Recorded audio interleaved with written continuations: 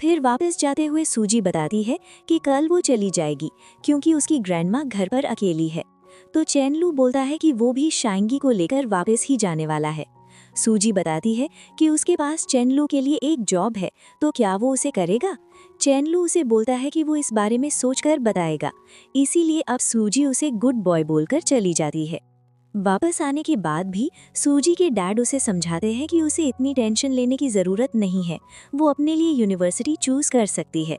अगला सीन में फिर यांगशी चैनलू से बोलता है कि क्या चैनलू खुद ये फ़ोटो सूजी को देगा, पर चैनलू इस पर मना कर देता है। यांगशी बोलता है कि तुम्हें क्या हो गया है। तब चैनलू बोलता है, मैं जानता हूँ कि मैं उसे पसंद करता हूँ, लेकिन मैं जल्द ही अब्रॉड जाने वाला हूँ, तो हमारा रिलेशनशिप नहीं चल सकता। जिसके बाद हम देखते हैं कि सूजी चैनलू से वापस से मैसेज करके पूछती है कि क्या वो जॉब करेगा, पर चैनलू मना कर देता है। ये मैसेज देखकर सूजी अपसेट हो जाती है और यांग से बोलती है, क्या चैनलू हमें अपना फ्रेंड नहीं मानता है। इस पर यांग बोलती है, ये तो नॉर्मल बात है ना, क्योंकि जब वो अब्रॉड चला जाएगा तो हमसे ज़्यादा कांटेक्ट में नहीं होगा। ये सुनकर सूजी सैड हो जाती है। दूसरी तरफ हम देखते हैं कि चैनलू टैंगशू को देखकर वहां से जाने लग जाता है। ये देखकर यांगशी बोलता है, क्या तुम टैंगशू से डरते हो। तब चैनलू बोलता है, वो उससे डरता नहीं है, बस वो उसे अवॉइड करने की ट्राई करता है। ये सुनकर यांगशी चैनलू को जाने नहीं देता। जिसके बाद हम सबको बास्केटबॉल कंपटीशन में खेलता हुआ देखते हैं, जहां पर टैंगशू जानबूझकर चैनलू को टारगेट कर रहा होता है। वो यहाँ पर उसे धक्का भी दे देता है, जिससे चैनलू को चोट लग जाती है। अब सब लोग चैनलू को हॉस्पिटल लेकर जाते हैं। वहाँ सूजी काफ़ी टेंशन में होती है।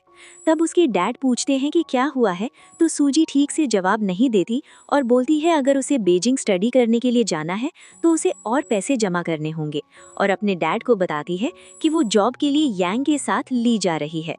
इसके बाद सूजी के डैड यांग के डैड से बात करते हैं कि उन्हें लगता है कि सूजी रिलेशनशिप में है।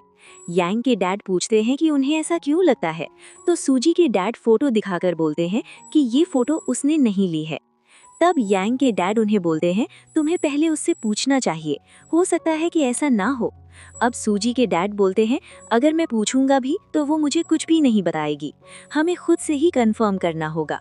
दूसरी तरफ चैनलू को हम यांगशी के साथ हॉस्पिटल में देखते हैं, जहां डॉक्टर रिपोर्ट से उसका नाम कंफर्म करते हैं। तब वो बताता है कि हाँ, उसका नाम चैनलू है, और यहाँ पर डॉक्टर और कोई नहीं बल्कि सूजी के डैड होते हैं। डैड यहाँ पर उससे पूछते हैं कि क्या तुम्हारा कोई छोटा भाई भी है, तो चैनलू बताता है कि हाँ, मेरा एक छोटा ब्रदर है, और वो सोचने लग जाता है कि मेरी इंजरी से मेरे ब्रदर का क्या लेना देना।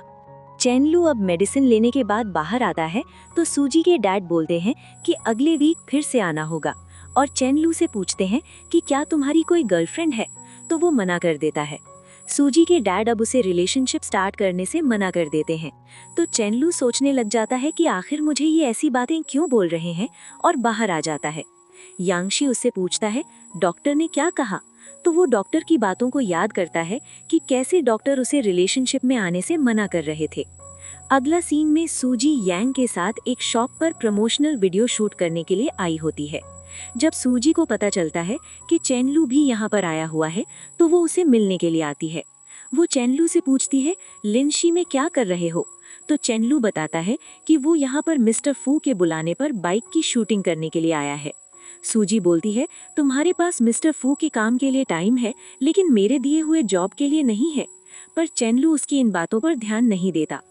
तो सूजी देखती है कि चैनलू एक कपल को किस करते हुए देख रहा होता है। वो उसे ऐसा करने से मना करती है। इसके बाद चैनलू सैड होकर बैठा होता है। तभी वहाँ पर लिटोंग आता है और पूछता है उसे क्या हुआ है। तब वो उससे पूछता है, अगर कोई लड़की पैसे रिटर्न करे तो उसका क्या मतलब होता है। लिटोंग बोलता है, इसका मतलब ये है कि वो तुम में इंटरेस्टेड नहीं है, और पूछता है ऐसा कौन है जो तुम में इंटरेस्टेड ना हो। चैनलू बोलता है कोई जो सबसे डिफरेंट है। दूसरी तरफ हम यांग और सूजी को देखते हैं, जहां सूजी चैनलू को मैसेज करती है कि क्या कल यांग को बाइक शूटिंग पर साथ में लेकर आ सकती है। चैनलू इसके लिए हाँ बोल देता है। इसके बाद हम सबको शूटिंग की जगह पर देखते हैं। सूजी यहाँ पर चैनलू को वाटर बॉटल देती है, तो चैनलू उसे थैंक्स बोलता है। फेंगजेन फिर चैनलू से उसका वीबो आईडी मांगता है, जो देखकर यांग उसे ड्रिंक बाय करने के बहाने वहां से ले जाती है। अब हम सूजी और चेनलू को डिनर करता हुआ देखते हैं। सूजी पूछती है क्या आज रात को भी चेनलू को वीडियो शूटिंग करनी है, जिस पर चेनलू मना कर देता है।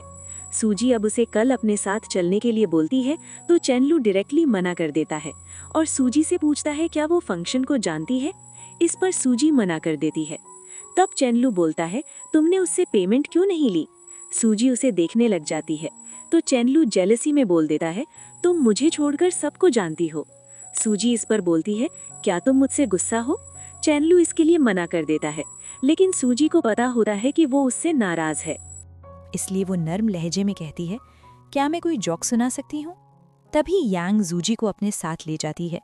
वहाँ जूजी को पता चलता है कि बाइक रेसिंग होने वाली है जिसमें विनर को 5000 युआन मिलेंगे।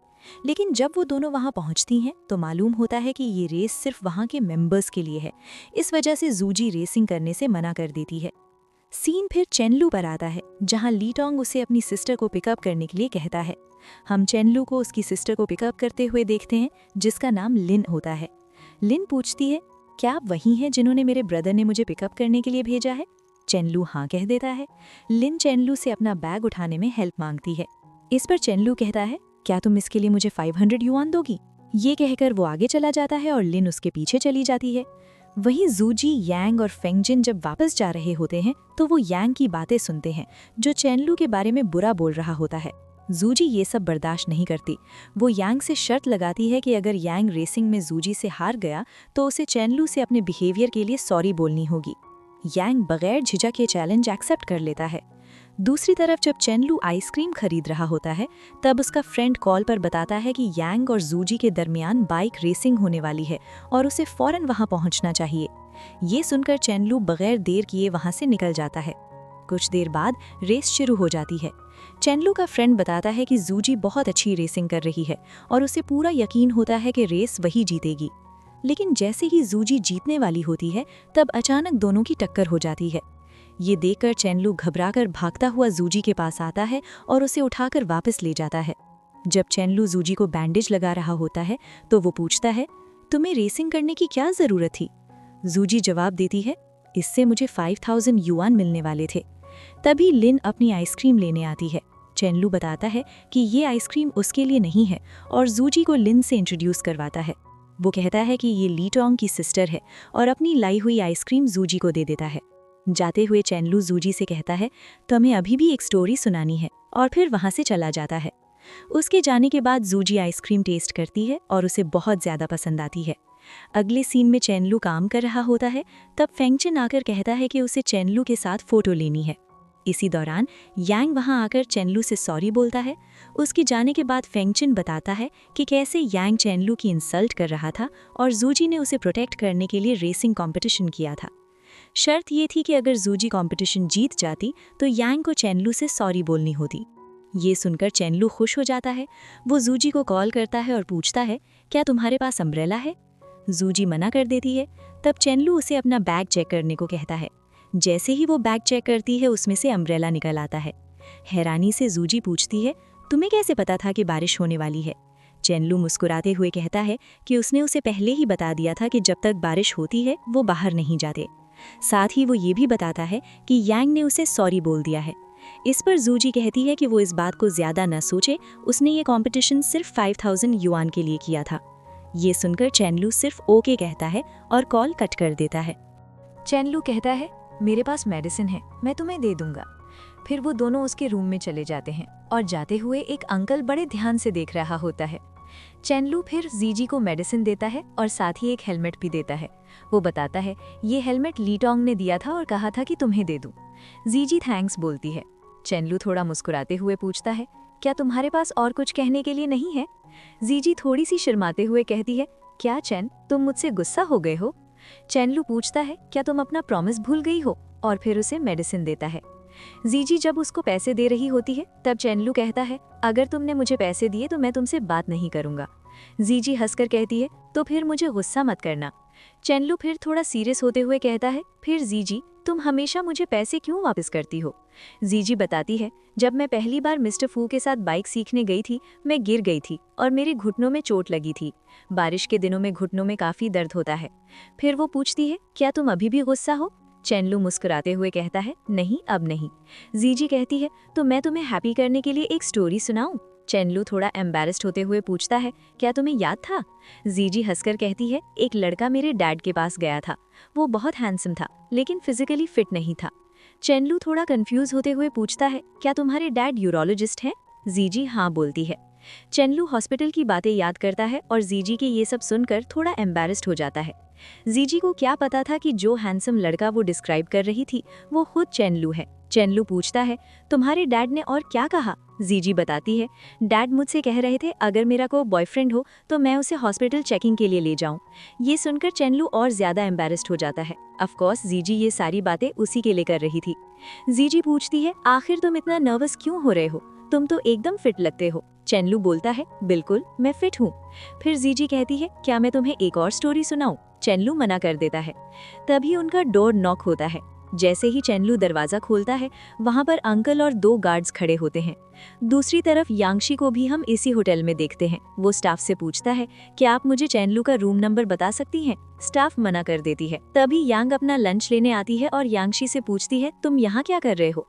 यांगशी बताता है, चैनलू बगैर बताए एलिशान में आ चुका है। जिसकी बात सुनकर वो शॉक हो जाती है। यांगशी फिर उसे बताता है, मैं आधे घंटे से चैनलू को कॉल करने की ट्राई कर रहा हूँ, लेकिन वो मेरा कॉल पिकअप नहीं कर रहा। तभी बुयान वहाँ आती है और उन्हें एक फोटो दिखाकर बोलती है, चैनलू डेंजर में है। दूसरी तरफ चैनलू अंकल और दोनों गार्ड्स को एक्सप्लेन कर रहा था, वो जैसा समझ रहे हैं वैसा कुछ भी नहीं है।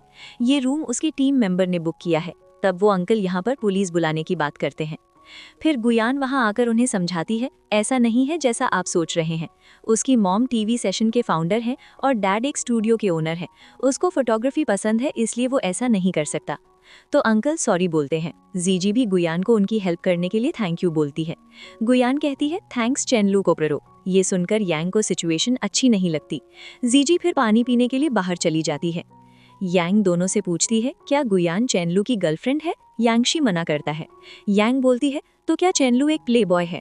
तभी जीजी चैनलू की बातों को याद करती है, जैसे उसने बताया था कि गुयान उसकी गर्लफ्रेंड नहीं है। सीन फिर चैनलू पर आता है, जो उसी टी को देख रहा था जो जीजी ने उसे दी थी, और अपनी और गुयान की बातों को याद करता है कि कैसे वो उससे पूछ रही थी, क्या तुम जीजी को पसंद करते हो? तब उसने कोई भी जवाब नहीं दिया था। सो गाइज, अभी तक के लिए इतना ही। अगर आपको ये वीडियो पसंद आई हो तो लाइक करना ना भूलें। और हाँ, नेक्स्ट पार्ट के लिए स्टे ट्यून्ड, बहुत मज़ेदार सीन्स आने वाले हैं। अपना ख्याल रखना। Bye bye. Thank you so much for watching.